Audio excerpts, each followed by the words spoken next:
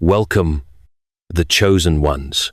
They laughed when you broke, not always out loud. Sometimes it was in the way they looked at each other when you walked away in the private jokes you weren't meant to hear, in the smug satisfaction that flickered across their faces as you fell silent.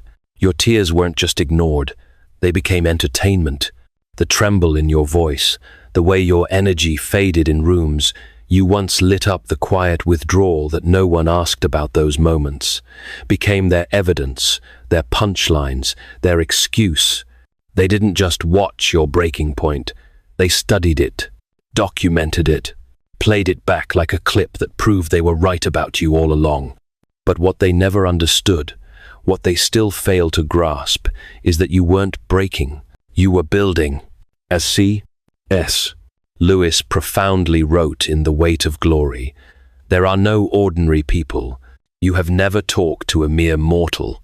You chosen one are no mere mortal. Your eternal significance has transformed their mockery into a testament of your divine rebuilding." Those tears they mocked weren't weakness. They were a signal, a language they couldn't decode. Every breakdown they witnessed was actually a rebuild, a hidden transformation in progress. You weren't collapsing, you were recalibrating. While they treated your silence like defeat, you were quietly restoring the parts of yourself they tried to distort. They saw only your pause, never your purpose, because they couldn't see what was happening beneath the stillness, the detachment, the clarity, the power returning in waves. You were evolving in plain sight, but they were too obsessed with their version of your downfall to notice. You weren't lost. You were preparing. And when you finally withdrew, when you stopped explaining, they spun your silence into a weapon. They told everyone you disappeared, that you ghosted, that you were cold, unforgiving, dramatic. They needed a villain, and your silence made the perfect scapegoat. But what they never realized is that silence doesn't mean surrender. It means you stopped wasting breath on ears that were never listening. As C.S. Lewis wrote in the Screwtape Letters, courage is not simply one of the virtues, but the form of every virtue at the testing point. Your courage, chosen one, shone in your silence, a bold refusal to feed their narrative, letting the truth speak for itself. You didn't go quiet because you had nothing left to say. You went quiet because the truth no longer needed your defense. It had started to speak for itself. Now it's not your words that haunt them. It's the absence of them. It's the way your name triggers discomfort in conversations that used to feel safe. It's the way they stumble now, reaching for the rehearsed lines, the half-truths they used to recite so easily. They're not haunted by guilt because they feel bad for what they did. They're haunted because they're afraid someone might finally ask the one question they can't answer: what really happened? And the most devastating part, you haven't had to say a word. The silence they used to bury you is echoing now, but this time it's not protecting them, it's exposing them. They mocked your tears, but now they're drowning in their own regret. Not the kind that purifies, but the kind that festers, because they didn't expect the truth to survive the silence. But it did. And now, it's whispering in every crack of their carefully crafted image, unseen, unstoppable, and deeply familiar. They didn't just watch you fall. They built a stage for it. And now that the spotlight is shifting, they're scrambling, because when truth returns, it doesn't knock, it invades. And when it does, the only thing louder than your silence will be the sound of everything they tried to bury coming back to life. They never truly wanted you to heal. What they wanted was control, and your brokenness gave them exactly that.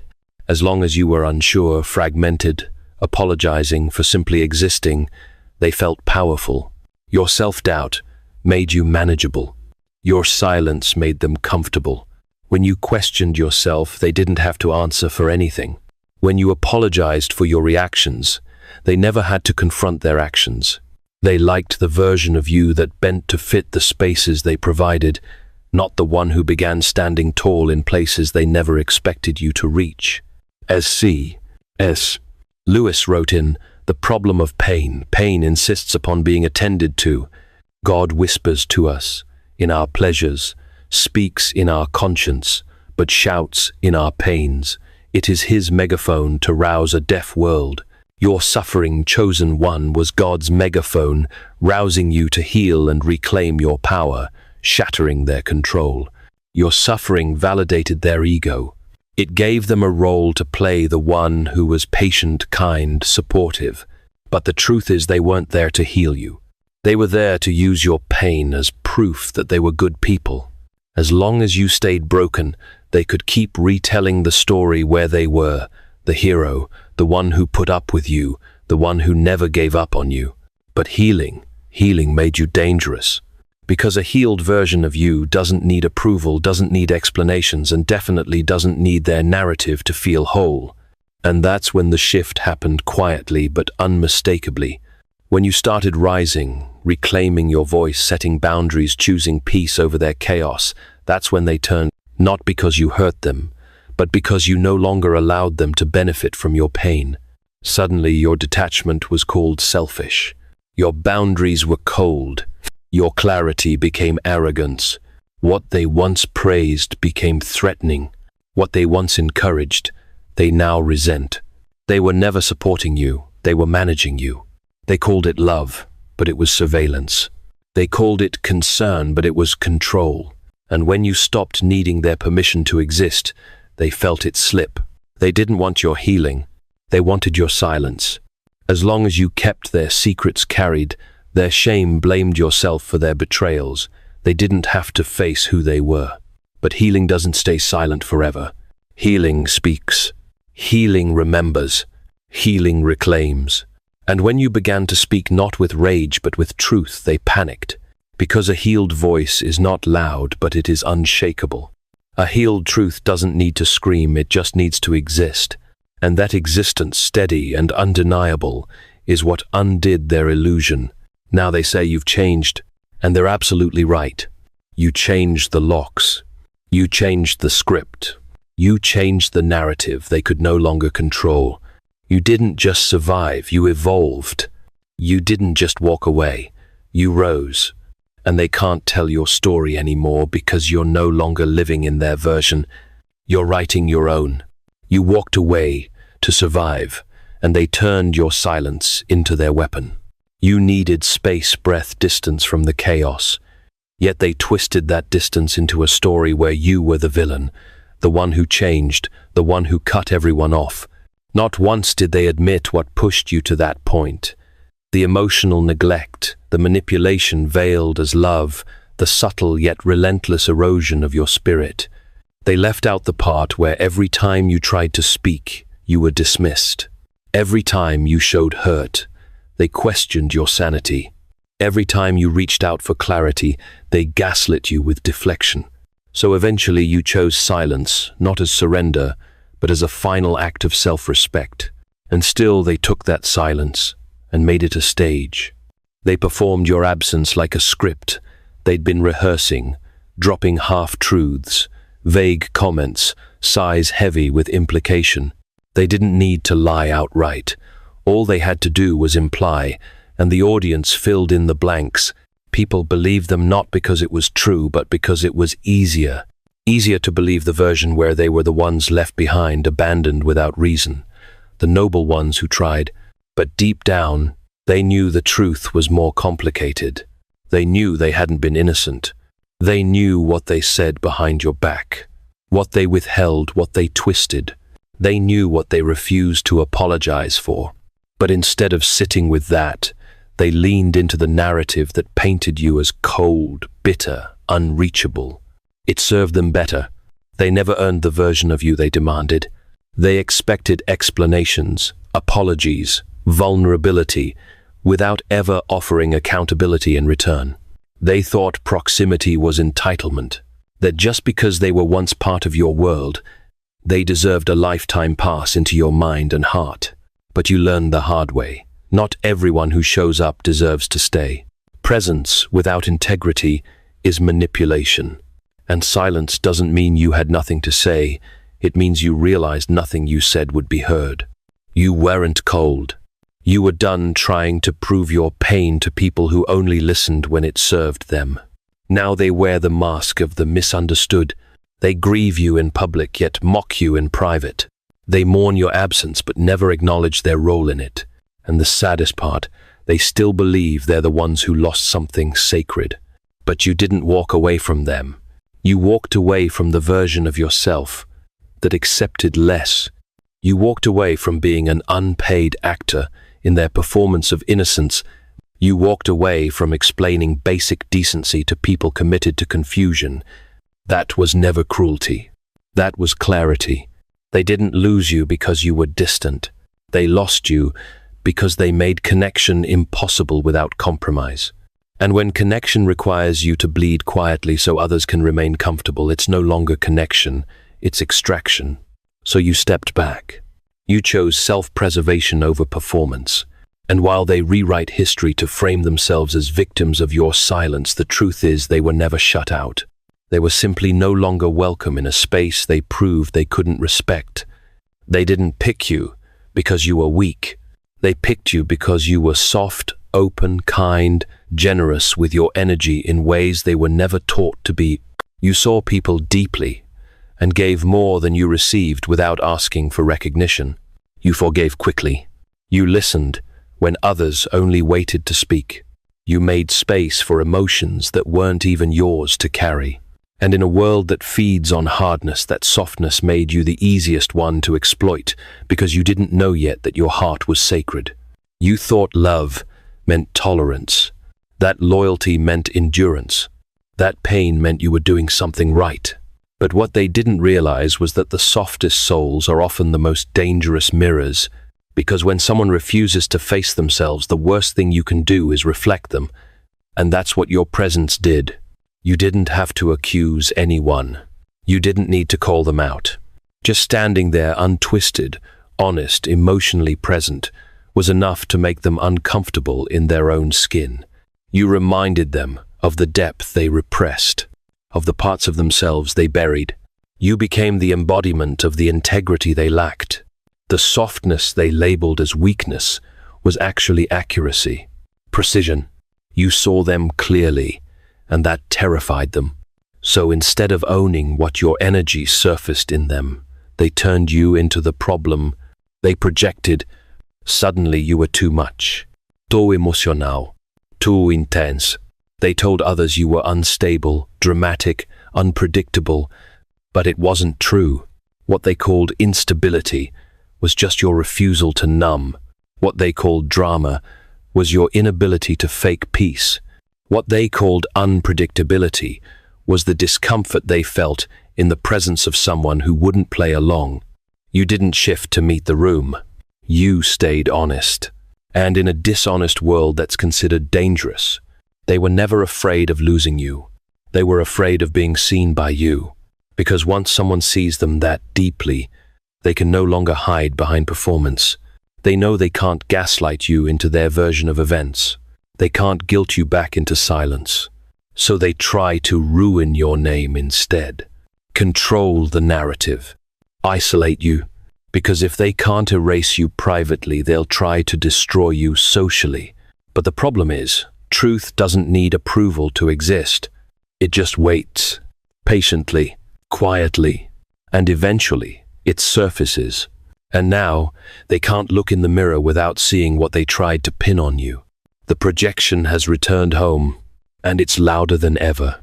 They thought your absence was permanent, that if they ignored your name long enough, if they told the same version of the story enough times, it would become fact, that the silence you left behind would dissolve instead of deepen.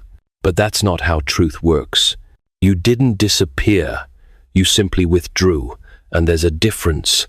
One is an escape, the other is a reckoning. Because silence doesn't mean defeat. Silence is what happens when the air is too heavy with truth to speak through. It's what you do when you're done begging to be understood by people committed to misunderstanding you. When every word you say gets twisted, every emotion you show gets used against you, the wisest thing you can do is stop performing and start observing.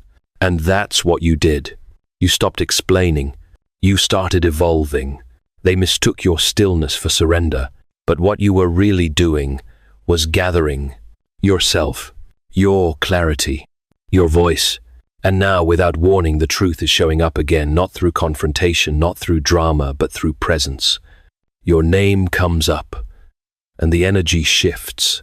Conversations stumble, people pause. They remember, not because you reminded them, but because the echo of what really happened never stopped ringing. You didn't have to make a scene. You just had to heal, because healing tells its own story. It walks into rooms where lies were once believed and carries itself like it belongs there. No explanations, no anger, just calm certainty. And that's what terrifies them, that you're no longer interested in proving anything, that your life, quiet, whole, and undeniable, is proof enough. As C.S.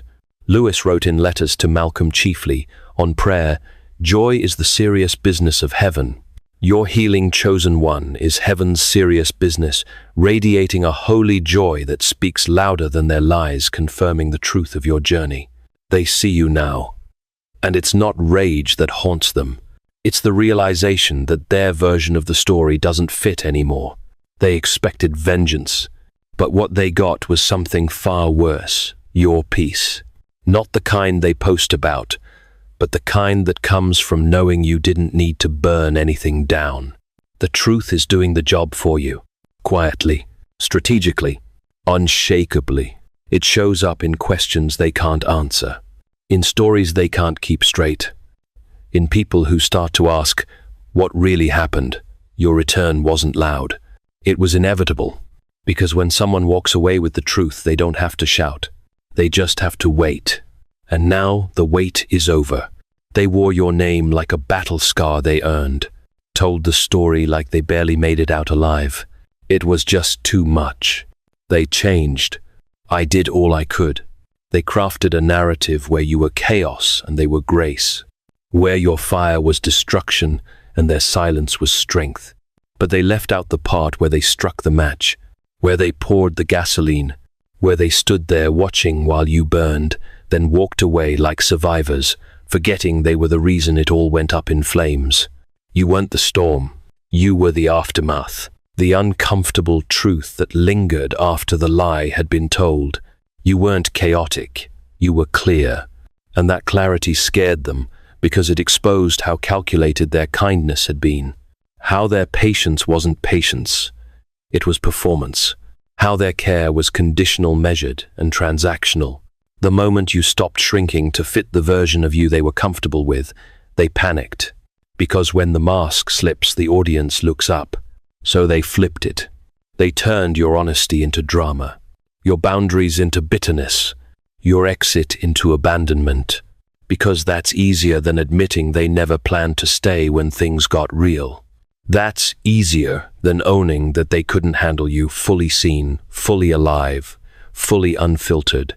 They spun the story so fast they forgot it had corners. But truth always finds the corners. And now when people look closer, they notice the cracks. The way their healing feels rehearsed.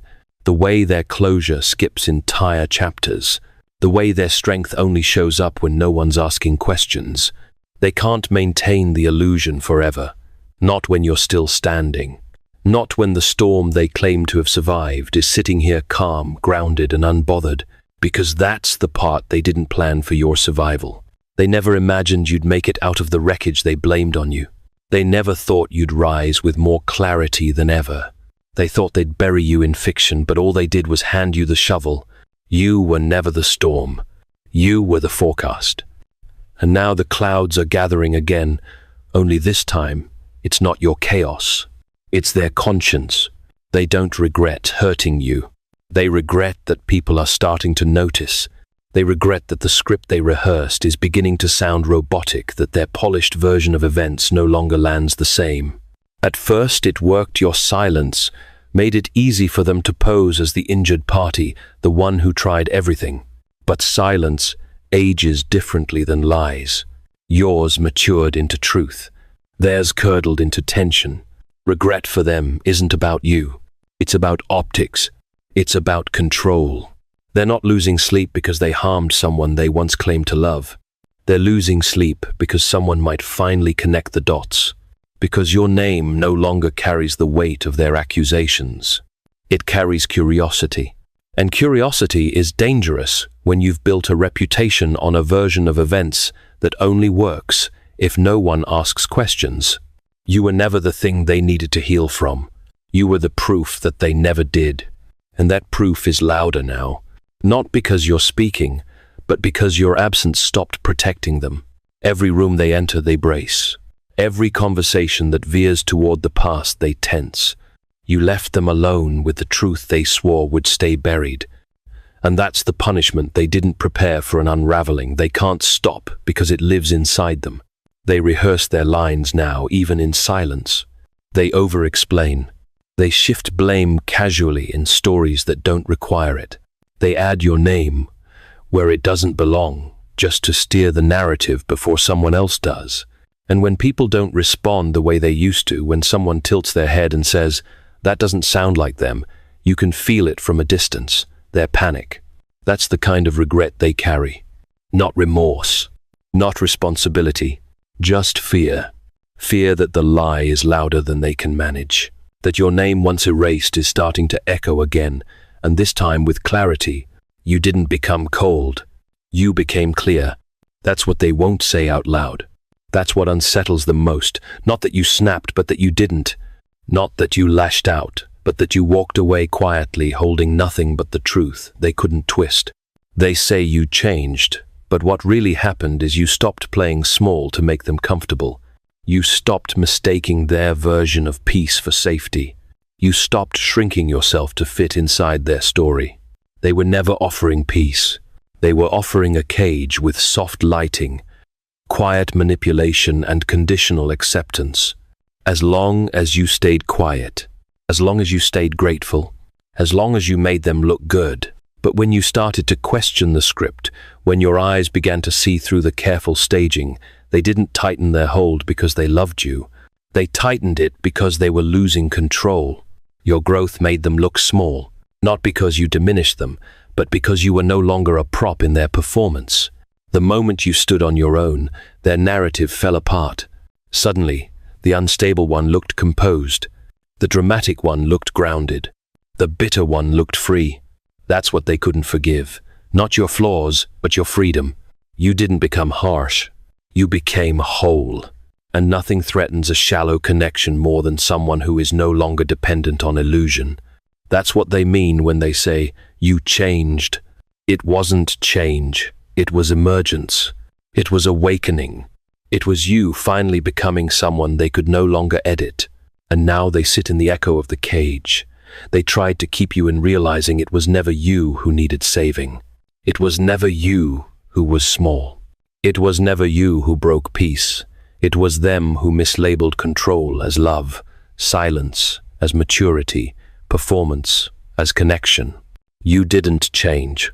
You just stopped mistaking survival for belonging. They didn't leave because you were difficult. They left because the truth started showing through the cracks, and they knew they couldn't control the narrative once that happened. You weren't unstable. You were unedited. You weren't dramatic. You were done pretending. And the moment you stopped shrinking to fit their comfort, they panicked. Because if you stopped being the quiet one, the easy one, the forgiving one, then the version of events they sold to others would start falling apart. They didn't walk away to protect peace. They fled to protect the lie. They didn't want distance for healing. They wanted silence for protection. Their protection.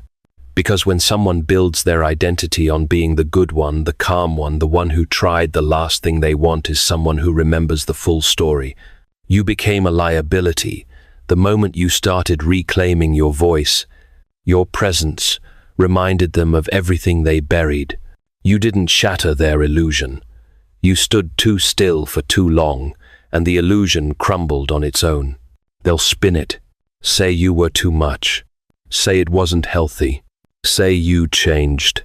But what really happened is this. You stopped playing the role that made them look good. You refused to carry the blame they handed you.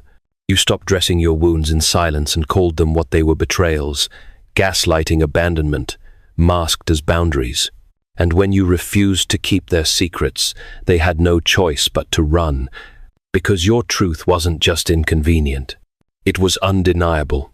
So, let them keep performing. Let them keep rewriting. Because you're not the one running. You don't need to raise your voice or prove your worth. The truth does that for you now. It lingers in their awkward silences, their rehearsed stories, the pressure building behind every forced smile. They didn't leave because you were broken. They left because you healed in ways they never expected, and nothing is more terrifying to someone who thrives on illusion than someone who no longer needs to be understood, to be whole. You didn't shatter. You were set free. They thought the breaking point would destroy you, but it didn't. It revealed you. What cracked wasn't your strength. It was the illusion you were told to carry the script they handed you and expected you to memorize. You didn't fall apart. You broke open. And through that break came clarity, raw, sharp, impossible to ignore clarity about who you are, what you deserve, and who never deserved access to you in the first place. They mistook your transformation for collapse. But it wasn't collapse, it was a shedding. You weren't breaking down. You were breaking through. They thought your silence was weakness, but it was wisdom. You chose reflection over retaliation, peace over performance. While they were busy curating appearances, you were doing the hard work of healing. While they were building reputations on staged compassion, you were learning how to walk again without apology, without bending, without begging for the benefit of the doubt. And now that you stand without shame, they don't know what to do with you, because you no longer fit the version of you they invented to make themselves feel better. You didn't lose anything when they left. Not really. You gained the space to see clearly, the stillness to feel fully, and the strength to rebuild without needing their permission. You didn't become cold. You became careful. You didn't become bitter. You became boundaried. And you didn't become distant. You became discerning. That's what they never counted on, that you'd rise. Not louder, not angrier, just clearer, steadier, stronger. You stopped asking to be seen and started seeing yourself. And once that happened, you stopped needing their validation like air. They thought the story would end with you broken, but instead it ends with you becoming everything you were before the lies, everything they tried to unwrite, everything they couldn't hold because they were too small to carry something that real. You didn't shatter. You were set free, and now the only thing breaking is the silence that once kept their version of events alive. They thought walking away would save them from the fallout, that if they got far enough, fast enough, the truth wouldn't catch up. But truth isn't something you outrun. It's something you delay. It sits in the silence they pretend not to hear. It lingers in the glances they avoid. It builds pressure behind every fake laugh, every revision of the story, every sentence that starts with "I tried my best." They didn't escape the consequences, they just postponed them. And now that delay is collapsing under its own weight. For a while, they believed they got away with it. The performance held. People listened. Your silence gave them the space to speak uninterrupted. But even the best masks rot over time. Eventually, the story started showing holes. Their tone changed. Their energy shifted. They couldn't keep your name out of their mouth, not because they missed you, but because they feared what your presence still implied, the part they left out. The part they hoped no one would ever ask about. The part they still can't say without stuttering. You didn't need to expose them. Their actions did that for you. The collapse wasn't loud, it was internal. It showed up in their anxiety, in their inability to rest, in their growing discomfort around people who knew you before the edits. Their guilt isn't noble, it's strategic. It's not that they feel bad about what they did. It's that they're starting to realize it won't stay hidden forever. People are starting to ask better questions. People are starting to wonder why the version of you they described doesn't quite match the person they remember. And that's where the collapse begins. Not in confrontation, but in quiet doubt. This is what they never understood. Truth is patient. It doesn't fight. It doesn't argue. It just waits. And while they moved on thinking time would erase it, time did what truth always does. It matured. It grew roots.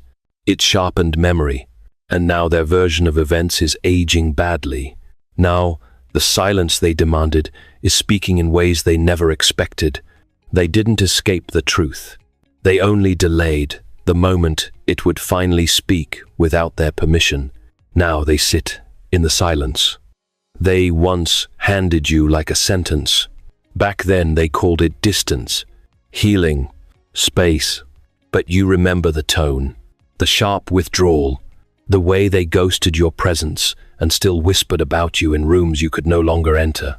You remember how it felt to be erased before you were ever fully seen, how they weaponized silence like a scalpel, clean, bloodless, but deep. Now that same silence surrounds them, not because you wished it on them, but because that's what truth does. It echoes, and echoes always return. They thought they could speak last and write the ending, but you never needed a final word. You became the unfinished sentence they couldn't erase, and now every quiet moment reminds them of the parts they skipped over, the versions of the story that don't add up, the looks from people who are starting to piece it together. You no longer live in that silence. You passed through it, transformed by it, crowned by it, because silence for you was never emptiness, it was initiation. It taught you to hear your own voice, even when the world turned away. It stripped the noise. It purified your truth. And when you emerged, you no longer spoke to be heard. You spoke to be real. And that made you untouchable.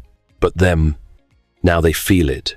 The hush between conversations, the tension before your name is spoken, the stillness that used to comfort now exposes, because there's nothing louder than a truth they refuse to face. You don't need revenge. You don't need closure. You don't need to be believed by everyone. You are free, and they are left sitting in the silence they once used to break you, only now it's breaking them.